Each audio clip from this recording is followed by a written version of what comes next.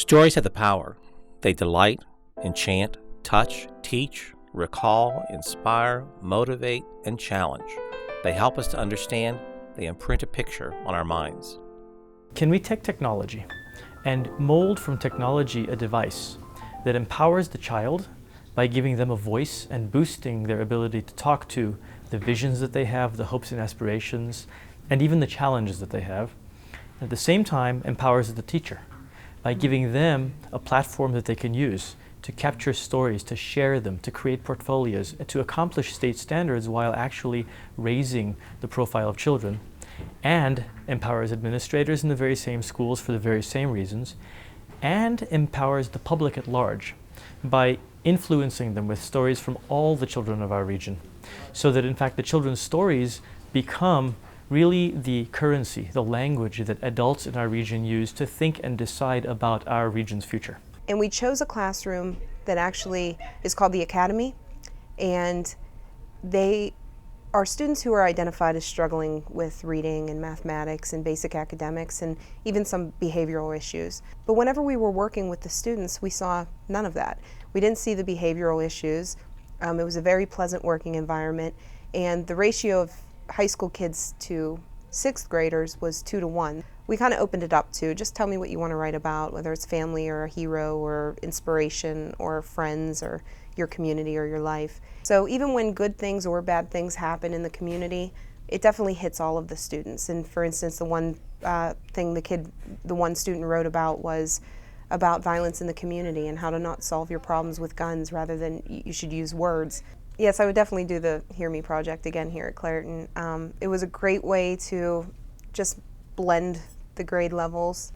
It also will benefit in the next future years the 8th grade to 9th grade transition, so that 8th graders and the parents of 8th graders can look at the site and they can see what it really is like to go to Greensburg, Salem, and really have a feel for it before they get here. Just certain practices and things that we think are important at Greensburg that the students also see through being a participant in the 9th grade class. Furthermore, I think that as we go through, the 9th graders will then give us information, and I think that is one of the true impacts of this program, that we can use their voice and we can get their respect and use the information that they give us to change and make policies around here in our school. I did not attend Greensburg Salem Middle School, so I cannot explain the transition process between the schools. I attended a private school all my life until this year, and the transition was amazing. By the end of the first week, I had made so many new friends, and I felt like I had been attending school here for a long time.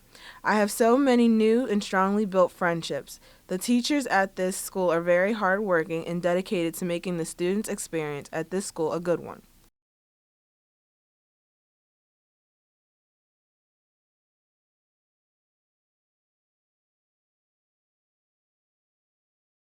The Hear Me project will give the students from Brownsville an opportunity to express things that they're concerned about or things that they're happy about. And there are so many kids in our district that don't have people at home when they get home to just hear and talk and express things that they're worried about or concerned about.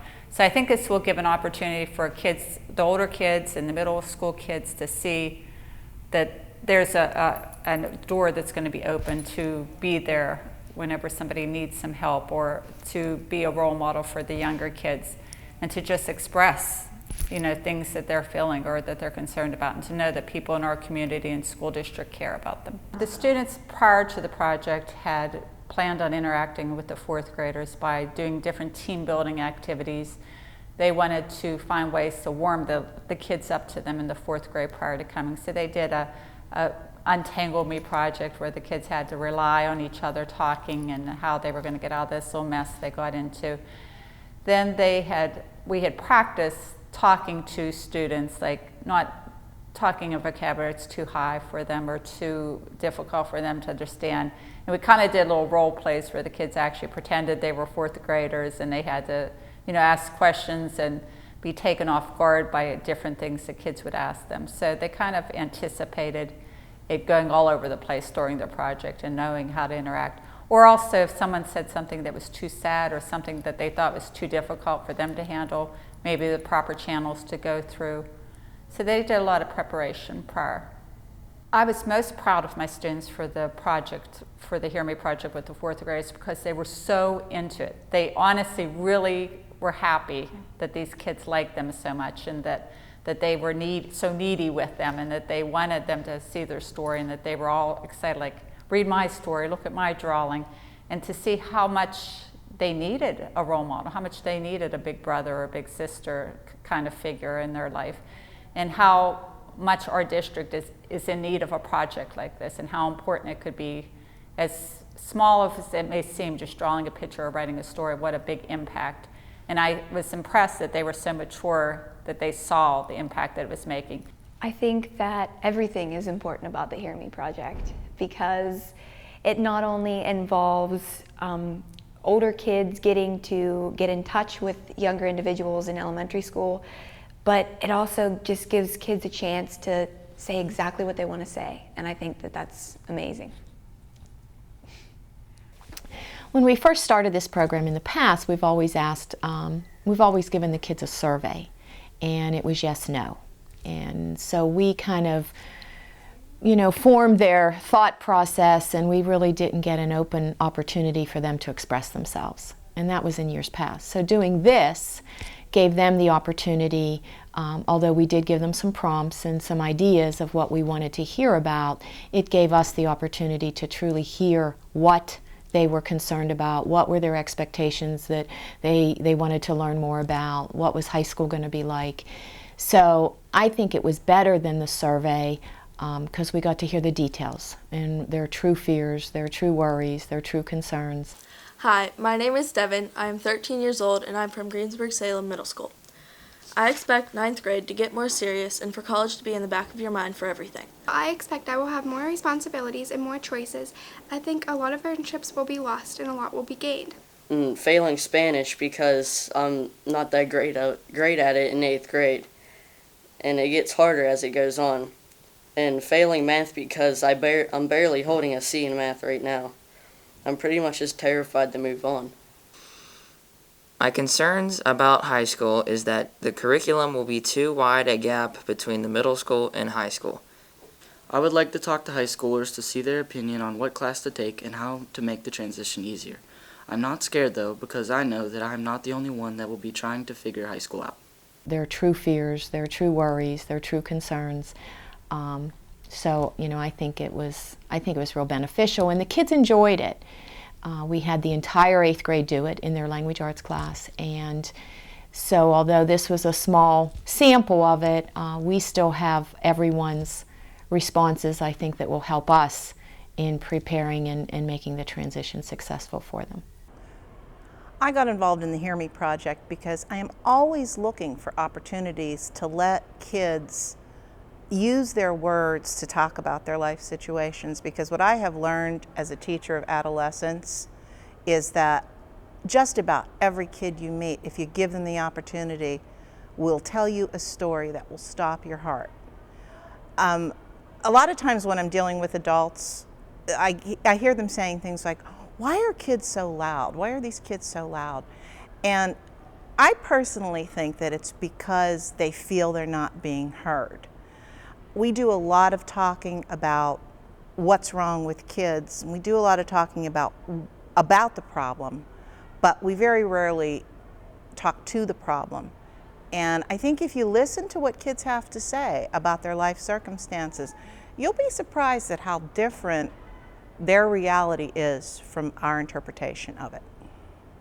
I actually dropped out of school only for like a day, but still I had my mind set on dropping out because I didn't feel comfortable in school. And I even talked my mom into it, and like what my family said about it, I didn't listen to them and I went against everybody. But my mom and the school talked to me and they said I should come back to school, and now I'm a senior and I'm finishing and I'm graduating, and now I feel like nothing can bring me down anymore. And I'm going to talk about being bullied and how being bullied just isn't taking your lunch money or calling people names. It's something completely different. It's changed its whole aspect. Being bullied is evil looks and feeling like you're not good enough. to make sure that your needs are met while you're there, and to make sure that you're protected. So I think that that's on the school. The school has got to make sure that bullying is prevented and is stopped. The Hear Me Project is, I believe, going to be really critical for a lot of kids, because so many of the children that I approached about this said, no one has ever asked me to do anything like this before. And we assume that, again, in their home lives, kids have adults who are interested in what they have to say. That's not necessarily the case. A lot of these children have already said to me, just in the preliminary development of their stories, have said, Ms. Dodaro, this feels so good to be able to say this. And I think maybe for some of them, it's going to mean a validation of their opinions, their insights, and their viewpoints. It would really have to be one of my own, called My Will, about how even though I'm not the popular type, or I'm not, very pretty and stuff like that to others, that I'm still going to be myself, and I'm not going to let anybody change me, or I'm not going to do anything to try and fit in, because me being me is why I'm me. It just fits together like a puzzle. Can you sing a little bit of that for us? My song? Yeah. Can you do that one, the part one? Okay. Good. So my will is to keep a smile on my face, to make myself happy. Oh, again and again. My will is to stay true to myself. No, I won't change for anybody else. Oh no, no matter what they do, I will stick to my will. Won't let my feelings spill.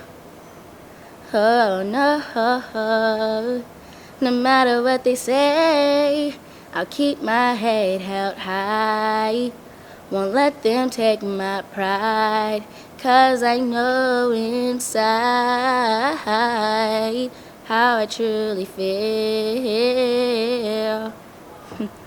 That is why I'll stick to my will.